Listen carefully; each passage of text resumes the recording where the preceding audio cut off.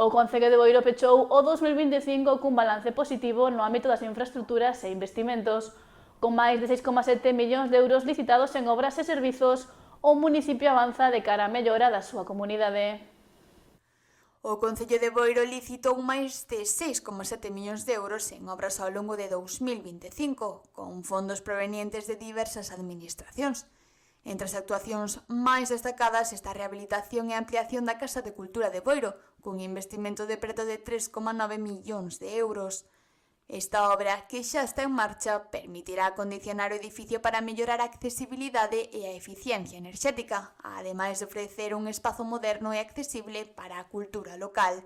A verdade é que alá polo ano 2019, cando chegamos a este Concello, unha das primeiras medidas que tomamos foi crear un departamento específico de subvencións e, bueno, porque estábamos vendo que naquel momento o Concello o que facía era sempre iba ás mismas subvencións, era, como se dice, sota caballo rei. A verdade que nós exploramos abrir ese abanico e si é verdade que ano a ano cada vez optamos a maior número de subvencións e se ve no día a día dos boirenses, non? A aposta do goberno local por diversificar as fontes de financiamento permitiu aumentar a captación de fondos de administracións como o Goberno de España, a Xunta de Galicia ou a Deputación da Coruña.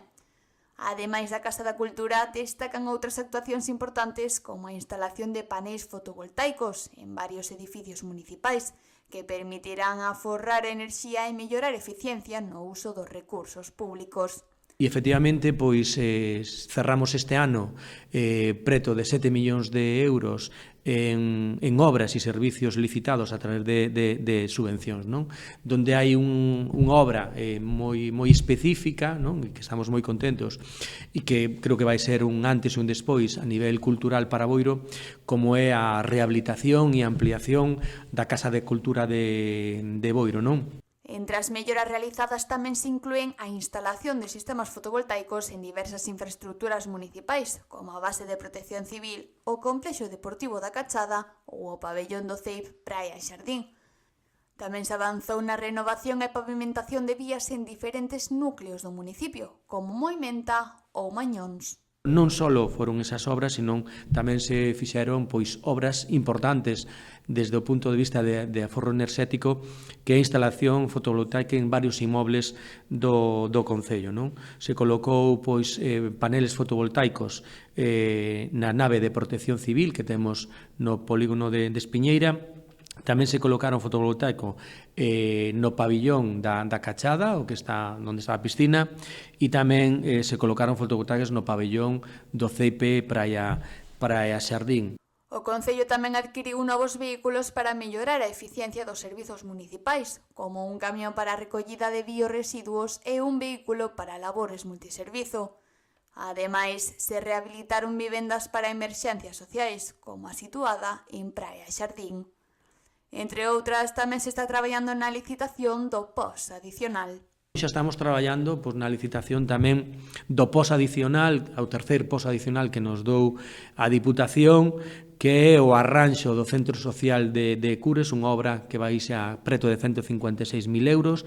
Tamén o Centro Social de Cabo de Cruz, unha demanda histórica polos veciños de Cabo de Cruz, debido a que esa obra nunca quedou en boas condicións e mete agua por un valor de máis de 200.000 euros, que tamén estamos agora no proceso de licitación, e tamén 2 lavadoiros na Candosa, na parroquia de Bealo, e tamén en Cespón, ambos por preto de 30.000 euros.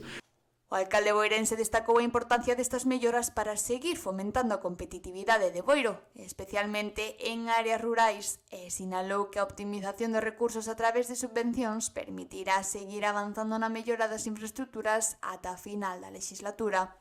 Seguimos traballando, que estamos facendo obras históricas e a intención deste Concello é seguir este ritmo de licitacións e obras hasta a finalización desta legislatura, que está xa preto de finalizar, que nos queda un ano e medio de tempo, non?